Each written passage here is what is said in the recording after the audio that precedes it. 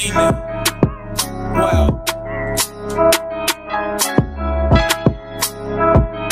As much amongst the people, racism is a... Yo, what's going on? Good morning.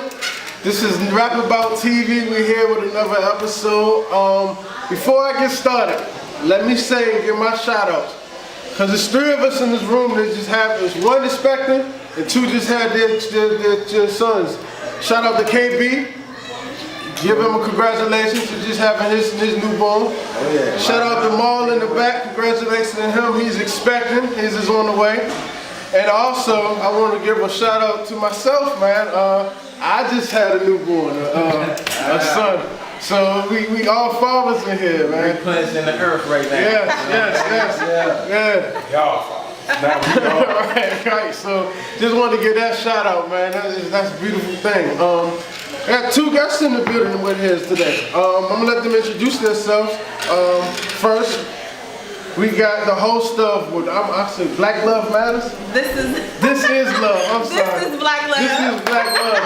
This is Black Love. So my name is Tani. I actually go by the Larker. I run a content and brand management company based in Washington, D.C. called the Larker Collective. Please check us out online at www.meetthelarkers.com and on Instagram at lark.dc. This is Black Love. And I applied for that too. And he got in. Yeah. And then on the right of her we have... Yeah, man, what's good, world? It's your boy Ozone, straight out of Washington, D.C., man. Rapping, dancing, sensation, the voice of the youth.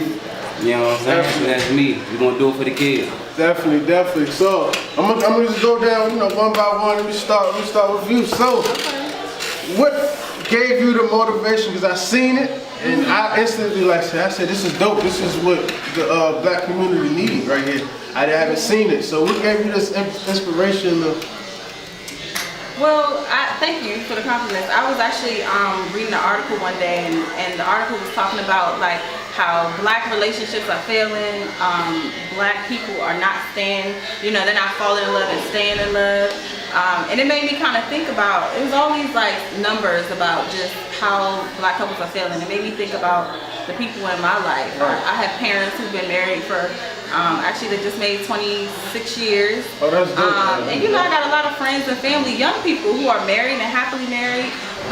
So I was like, let me do some checking in my own network. Let me see if I take these statistics and run them past people in my circle, can people relate to them? And nobody could relate. I talked to like 7 people, just off top, like calling people.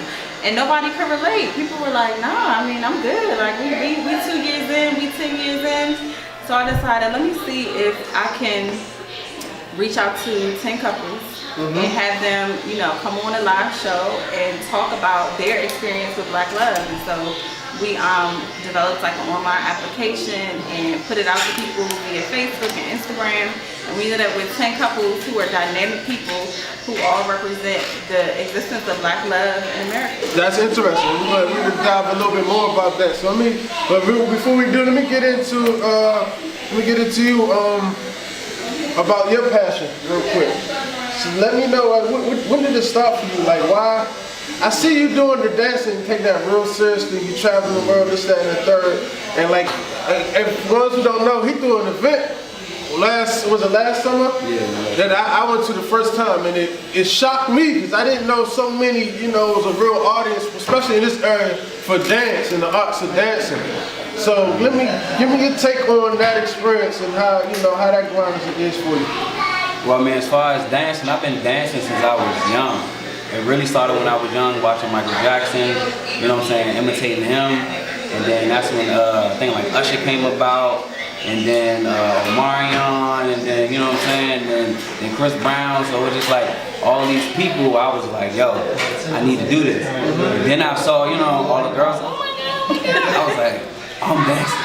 Like, so once all the perks and, then as I got older, I found out that I can help kids, like, because my grandmother that passed away in like 2005, she always, was helping the children, like, she was a cheerleading coach, like, she always worked with the youth, like she was always everybody's grandma. Like, you know what I'm saying? So since she passed away, I felt like she done passed me the torch, and I gotta keep it going. Like, you know what I'm saying? So that's why I go so hard and working with kids and making sure kids is, you know what I'm saying, they be the best that they can be in life.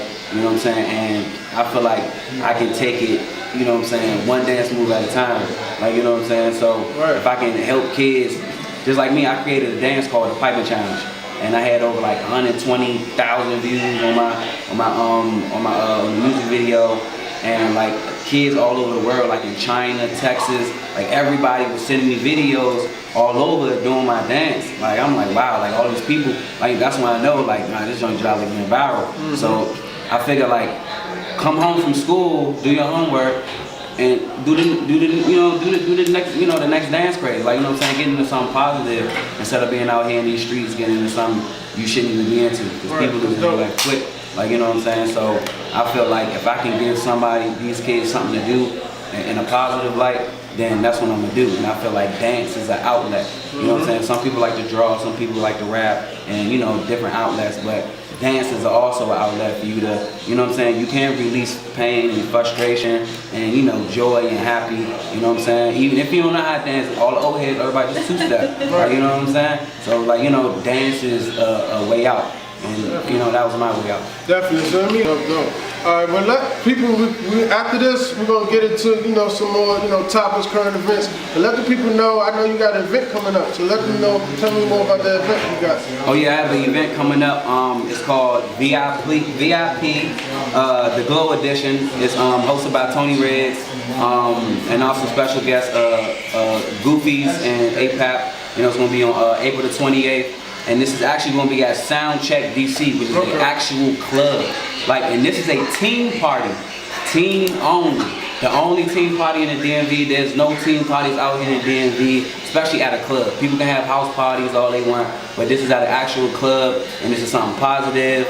No liquor, no drugs, no nothing. We got juices and chips and hot dogs, all that for the kids. Something positive, give them something to do. This is nothing like a go-go. Security gonna be there, everything's gonna be packed tight. So you know what I'm saying, this is a real live club experience for the youth. Instead of them being out in the streets, they can come party and have a good time, you know what I'm saying, and get home safely. So the VIP, all right, VIP, the only teen club, April 28th. Bet. And now, for you, let them know. I know you have. Now you was letting me know the happy hours you got every Friday, and let them know if you know any upcoming events you got going on. So we do happy hours every Friday from 5 until at the DoubleTree in Largo.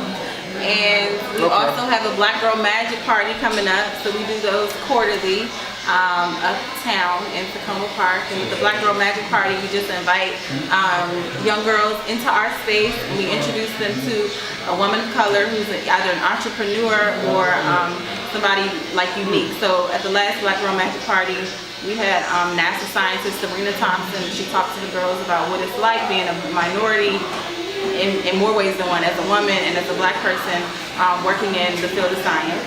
And then our next event actually is going to be, it's called Sunday Dinner in the Garden. We're having 125 couples into our garden space for a traditional Sunday dinner. There's going to be some good soul food, some libations, and just ultimately a good time. We're going to have a few local artists come out and perform, and then we're also going to extend the conversation that we started with our YouTube series, This is Black Love. Bet. Listen, when we get back, we'll jump into more deeper conversation, man. So RapAboutTV. Wow. Yo, we back because we had a conversation off camera earlier with you, and you was telling me about women and you know, black women. It's a rise in the feminine movement, but you was telling me how black women is not really sticking together still. I guess a lot of independence going on. So expand on what you meant about that. Yeah. So I was talking about more. I think it's relevant in a personal context too, but I was speaking earlier more about just being a black, you know, a woman of color that's an entrepreneur. And running this, I'm not the only content creator, I'm not the only event planner in this area. And when you run into these ladies, unfortunately, people are not always willing to work together and, you know, even collaborate. I'm gonna tell a story, and I hope that I hope I don't regret telling this story. It's about me. So when I first came up with the concept for This Is Black Love, the videographer I hired, his sister is also an event planner. And she saw what I was doing. She went to my website and saw like the write-up for the project, and she was like, I think this is great. She told her brother, get me in contact with her. Like, I would love to work with her. And because I believe that black women have been, probably women in general, but more so minority women, have been conditioned to like compete against each other, I was so resistant to the idea of her helping me. I was like, she is not about to come up in here and take my idea. This is a major win. It's going to be successful, and my name is going to be the only name on it. That's just how I felt. Like, I'm just keeping it real. And I had to, like, I felt like that for a good, like, 48 hours. Like, I was like, no, I'm good. Like, you can tell your sister good luck with everything. And I had to really sit with that. Like, why do I feel that way? Right. And how can I, I've never met this woman but feel so threatened by her? You know, I can't believe I'm about to say this on camera. Of course I knew her name. I'm like on Instagram, like looking to see, like, you know, and it was like I was doing this personal check of how much of a threat was she for me. Right, right. Which is ridiculous. So is that so you're saying that's the root of, is that probably the root of all? I really do think it's like that inner thing where you comparing yourself to the next woman. So is that just gender based, or is that just us as a community crafting a battle symbol? I think it's a human thing, right? Like, I've met, you know, I've been in some cultures really are unified. Like, we definitely have to deal with the whole division amongst us. Yeah. I'm just wondering if that's your name to just comment to black women. Is that black men as well? Yeah, so let me say, I think it happens people to people. I've been at like work conferences, and maybe a white male sits down next to me and he says, well, what do you do? Like, to them, that's a conversation starter, but it also, based on what you do, I'm doing like a status check, right? So I think that's human, I think it's natural, but I think when it comes down to our community, like you asked, I think black women do it a lot more. I think that just like I've developed images of Africa, I think our culture cultivates this competition among women in general, and then definitely among black women. You know, I can remember, you know, just being in elementary school, and I'm a dark-skinned girl, and I got the jokes. You may have got these jokes too. When they turn the lights off for everybody to watch a movie, where'd Tawny go? Tawny disappeared. We could only see her teeth. You know, and I had memories of being in I would say even as recently as college, and a lighter-skinned woman walks into the room, and I'm feeling a little threatened. At the end of the day, we're both beautiful women. You know what I'm saying? So I think that I mean, one aspect. Okay. I'm always having this conversation, and because you know everything is relative, and I always tell people, especially when we start getting into, you know, the skin conversation.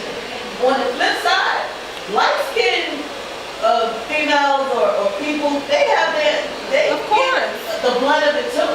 You know, being called ghost and butterscotch, and I mean, we can get yellow bone, red bone, like we can get into it. So I think we all experienced our own kind of set of disparaging, like prejudice or whatever you do within our race, and then that gets back to the whole fundamental question of the division in our community. Exactly. But what you just said speaks to where the division is born. Because even though you've had your experience as a lighter skinned woman, and I've had mine as a darker skinned woman, I can say that I've dealt with my experiences in a different way, because when I look at the music videos, I see more of lighter skinned women versus dark skinned women. Or when I, you know, walk into, you know, let's just use the environment. I walk into a barber shop, maybe the guys are kicking more energy towards the lighter skin. Now, in my mind, right, as a lighter skin, like, well, they giving her, why they giving her so much? Like, she, you know, it's her skin tone. So I'm just saying that, yes, we both have those experiences. We can't knock one another's experiences. because it is what it is. However, I think the experience for the darker skinned black woman is perpetuated by society. I just think that that's what it It is. definitely has a historical concept. Yeah, and it's still happening. It's very current though. It's still happening. So that's imagery. Same thing we said last conversation. This has to do with imagery. What you say you seen on TV. Yeah. So how do we bridge that gap? You know. I think we have to understand, again, the historical context, the hidden hand, and I think we can't keep passing that kind of language and that kind of context to the next generation. You know what I mean? I have my son has light skin, and I'll have like people be like, you know what? Look at him, he having a light skin moment. What? Right, like what is that? Have y'all experienced that? Y'all experienced that? Yeah. I just had a light skin moment on that. Oh, wait. Turn. Point the camera to that man. Look at his shade and say that one more time, sir. We just trying to clarify something on camera. We gonna look back at this and have this conversation. I don't know what a light skin moment is. Yeah, please do, sir. I don't know what a light skin moment is. I just felt like y'all was saying I was having a light skin moment on it. So Okay. before you got to say it, I said it about myself. For sure. So I guess a light skin moment is doing anything outside the lines of being dark skin. A light skin moment is tied very closely to a feeling of or behavior of entitlement. I don't. So is there such thing as a dark skin moment? That's not true. No. That's no question. Is They it about to battle you on this. It's a war now. is it such thing of a And entitlement to what? Exactly. Whatever the situation is. Struggle. It Everybody depends. has No. I'm not saying it depends on the situation. Like, tell me why you said you just had a light skin moment. Tell me what happened in that moment. Like, I just shake myself up. Like, I felt like I was entitled to looking a little bit good before I put my next line in the chair. So did you just use the word entitlement? So then where's the lie though? So then where's the lie?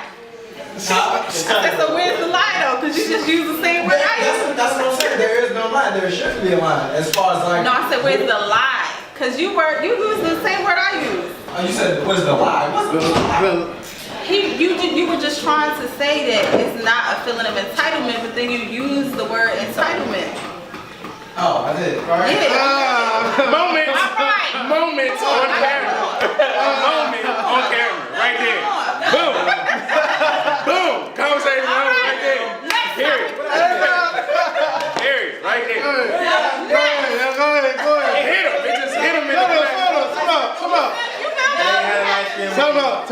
Go ahead. Now, in context, he said that's something that even black people are entitled to do. No. They can look in the mirror too. Like they can. Yeah. You're metrosexual. Why does it have to be a light skin thing? Why does it have to be a light skin thing? Why can't I feel? This is what he said.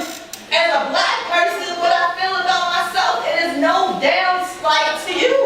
We just living. They can be the same thing. It could be the same thing. We're not talking about. You got something? I thought you was about to say something. The thing about colorism is I've talked to many people. I've met dark skinned girls who said they've never been judged because they were dark skinned. But I met a lot of light skinned people, males, who said they've been judged. You know, me and James' best friend told us he had a dark skinned dude kept challenging him because he was light skinned until he punched him to the mouth. Because from where he's from, light skin is soft. Yeah. Even the men.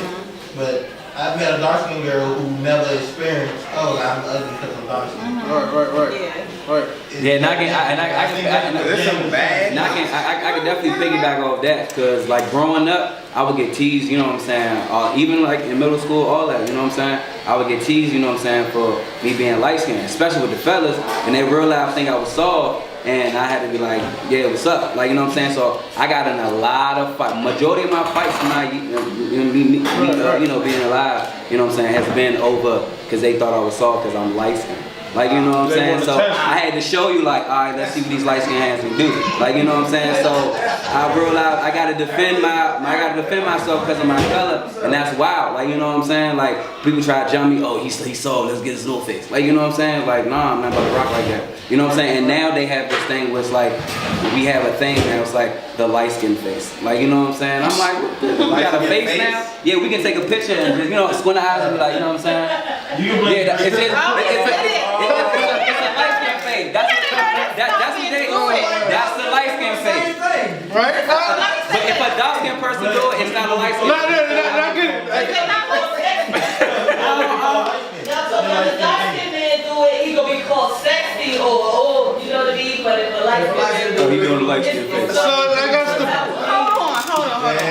Because we missing, like, I feel like in some of these conversations, we breaking it down to like the personal moment. Like it wasn't, the conversation wasn't even about your moment in the back. Like, it's more so, it is colorism. And I thank you for bringing that word up, because that's exactly what it is. When we think about just how this country was built, the white person with white skin was always better than the slave with darker skin. So quite naturally, when we talk about light skin moments and we talk about, you know, feelings between light skin and dark skin people, you have to look at like the color gradient, right? It's only, people have been treated better the lighter that they are. So in the black community, yes, it's not good for us to perpetuate these conversations. However, at the same time, we have to, they're very real, because this is what existed and it's not gone yet. So now we got to change the narrative. Yeah, they were very real, but I think with knowledge and information, that we have to do something different. And we have to keep in focus, as the word that's going around today is the unity of us. Like, at the end of the day, we all have suffered through the same experience. Maybe through, you know, different levels or what have you, but on each level it's been the same struggle. You know what I mean? And we kind of keep that in mind. I think we can try to kind of get the Willie Lynch syndrome kind of out of the way and just kind of learn to unite. Right. You know, in our total struggle. Right. Okay, well, boom, that's the solution. We just gotta, you know, change the narrative and actually unite and debunk all that light skin versus dark skin mess. And that brings me to, there's been another shooting. So when we get back, RapAboutTV. Wow. Hey, we back. Before we get out of here, I want to touch on a couple more things real quick. There's been yet another shooting. NYPD officer fatally shot a mentally ill man who they thought was, again, the same narrative, thought he had a gun, but he had a metal pipe or whatever, but he was mentally ill. They shot him. This is just another case of another shooting. We just lost Stephon Clark. You know, so any take on for? Always keep it registration and information right here on the what's the little jump to the back? Yeah, no reaching for nothing. Just, always keep your hands they can see it. Yes sir, no sir, yes ma'am, no ma'am. Don't give them no attitude, no slick talk, no, but why you ain't all that? Because that's how stuff gets started. And nowadays it's like, just cut it. Even be careful about pulling your phone out to record, because that could be an issue. I mean, you want to be able to do that, but, there was an incident the other day where I think the cop punched the guy in the face because he pulled his phone out. Yeah, they don't got no pics. Record him? Because he was going to record him. Which is, I mean, the cop ended up getting fired, but it's like, it's like, what do you do? Now you don't even want us to see or To hear document what's happening. You don't want us to see or hear. Before you do that, about the knowing where your registration is, I just really hope that, like, whatever state y'all in when y'all watching this, know your laws. Know your laws. Some of the stuff they cannot mess with you unless you give some of the stuff they're going to. They're going to. But I just want y'all to know y'all laws. My question is, my man got shot in the backyard. Like, what could he have done? He couldn't even say yes, no, no sir, yes ma'am. That was murder. Like, what? That was murder. We at a point to where that's what it's becoming, murder. It's not even, you know. That was murder. And I was watching something on HBO. I watched the Baltimore riot. They did a documentary on HBO about that. And the best thing that I got out of that was they told different stories. They told the protesters, they told some of the community in it, and then they told the police side of it. And everybody know what happened with that trial. But anywho,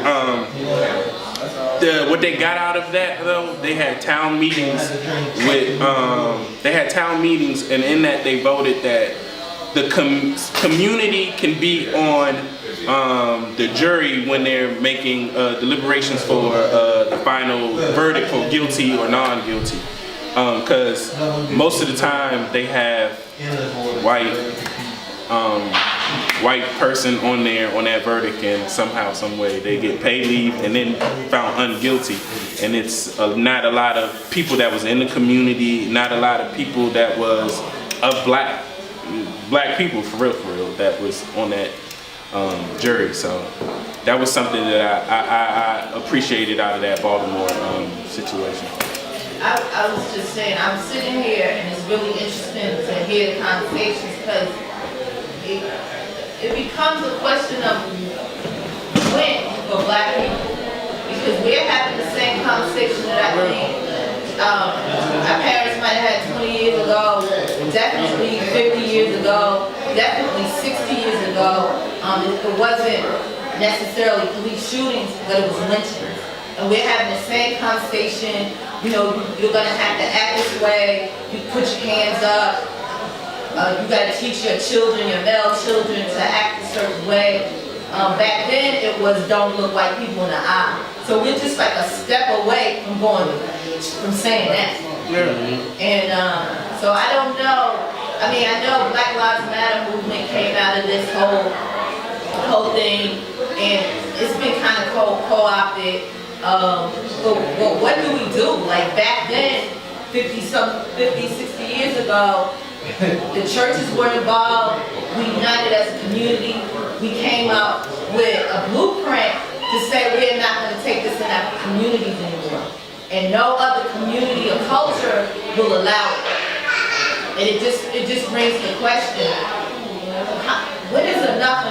And then what becomes the battle cry? Yeah, that's my question now, because again, I'm sick of having this same conversation when there's no solution. So like, again, I said before, police own neighborhoods. Like, so we gotta get involved more, keep doing the stuff that y'all work that y'all doing, and keep, inspiring the youth and then kind of, like even in this, I try to switch the narrative to where we can get notoriety and to unite really and to get more in the community of, getting police in our own neighborhoods. And like, I'm not into politics, but I do believe like, man, we punch them in the pocket, it'll change a little bit. If they feel like, if they don't feel like they're gonna get a consequence when they kill us. So we gotta give them some, they have to have some type of consequence, repercussion when they shoot one of our own down. And it has to be sustainable. We can't just do it when a Stephon Clark is killed and then we stop. Like, I go by H&M every day, it's really funny. And I'm always kind of looking at H&M to see how long this whole thing, the boycott, protest, whatever, will be sustainable. And now I see we get back up in there because they lowered the prices, although they are going through a lot of financial issues. So, I mean, we just can't take our eyes off the prize. We're reactive people, and we gotta be I more think we have to become more, I know we have to become more proactive. I'm with what Chad said, policing yourself. In that Baltimore thing, in that Baltimore documentary, it was a police that was of the neighborhood, and he went to the community leaders. He went to known drug dealers and talked to them. Because he knows that's who the power is within. It's negative, of course, but that is a leader, unfortunately, of the community. You know what I'm saying? And he went and talked to them, and he ended up getting it. I think he was trying to just get a meeting with the community and the mayor, because the mayor, they was trying to speak to the mayor, and they ended up speaking to the mayor. Policing yourself requires people of the community, but I do feel like that is one way that would help, because most of those cops, I feel like that when you watch that Stephon Clark video, you're in the man's backyard, you're in the dark, you already scared of the environment as it is, because you're in Oakland, Sacramento, sorry. So you're already in your head, being that dark, it's a certain mindset that you have when you're at night. So going into his backyard and then you shooting off shots without saying drop your weapon, stop, nothing, you just automatically shoot. I don't know. I just feel like most of those cops when they do that, they are scared, and we see it on video. Yeah, they're definitely scared. They're definitely scared, and I think that's part of the problem. I wish there was a way to ensure that, like, look, if you signing up for this, you have to be willing to die. Just like our civil rights leaders in our community were willing, they so believed in what they were doing, they were willing to die for it. If you're going to sign up to be a police officer, you need to be willing to, so that same fear isn't there. I know that sounds crazy, like, yeah, I'm signing up to die. I'm not scared to die, because who isn't? But I feel like in order to do that job, there should be, I don't know how you gauge that, I don't know how you measure that, but fear is killing, fear of the black man is causing them to kill black men and women. I think the other thing is, I went to it was almost like a TED Talk at work the other day, and this guy had written a book on just how America's educational system is built to fail black communities. And man, when I tell you this dude was right on, I wish I could remember his name. One of the things he said was, us segregating was like one of the worst things that happened to black people. And I had never heard that before. And I looked at him like, who is going to tell this man to go home? Like, what is he talking about? But when he broke down just how, we know this society is built for a certain type of people to succeed. We're not those people. And so every leg of just this society and American culture is built to work against us. If we were to actually come together and, only shop black. When you go out to eat, only eat black. Only, I'm going to get my hair. Some things are obvious, they happen naturally. That works. Some things like, I'm only bringing my black son to a black barbershop. But if we were to expand that and do that in other ways, black people can be dynamic. Oh yeah. And we can really, really have some bargaining power in this society. Without that, we are not going, we're going to continue to be victims of our environment. And it's just something that, because we can't go in and change their system. But we can live outside of it. So I think that's what it's going to take. Deep. I like it. It is. I want to just comment on that. On the end of that is we have some innate feeling of guilt when we do that. Because you're going to be charged with racism. But we are the only culture who feels guilty about doing it. About staying, going to our restaurant, eating with our own, or banking with our own, or just kind of supporting our own community. You name any other community. You go down to Chinatown, they have no issue with going to the Chinese bank and then going to the restaurant right next door and then buying some clothes or some herbal tea right there. Like it's a non-issue. We're the only ones who have this kind of guilt factor that we can't build each other up and support each other. And in that respect, we can support the broader nation, if you would. On top of that, we're the only ones, and I feel, and you're absolutely right. And I think the issue is because, we had a guilt factor because we're the only community. When we do unite, we get the stones thrown at us. So no one bashes the China man for doing. Black Wall Street. That's that history. We don't want you guys to unite. But along with the guilt, we also experience, for some reason, I love black people, but we want to be accepted so bad by that society. And obviously it's a history of being slaves and not having the same things they had, getting the scraps and being treated differently because of the color of our skin. But it's like we still live we still have remnants of that. I believe, I know I'm gonna sound crazy, but I believe even within our DNA, like that our like black people just need to be accepted by this society. And we have to say, look. And we the ones who should be accepting them. They want to get accepted by us. Yeah, like mental trauma. We have it's mental trauma. It's mental trauma. And we live out the mental trauma of our ancestors every single day. Exactly. And don't realize it. Exactly. Mental trauma is exactly what it is. Yeah, so, hey man, it's been a great morning, great conversation, man. Hey, we got a special performance of the arts, but we out of here, man. It's been a great morning. I want to thank y'all for coming through and having this rap with us. It's RapAboutTV, man. We out.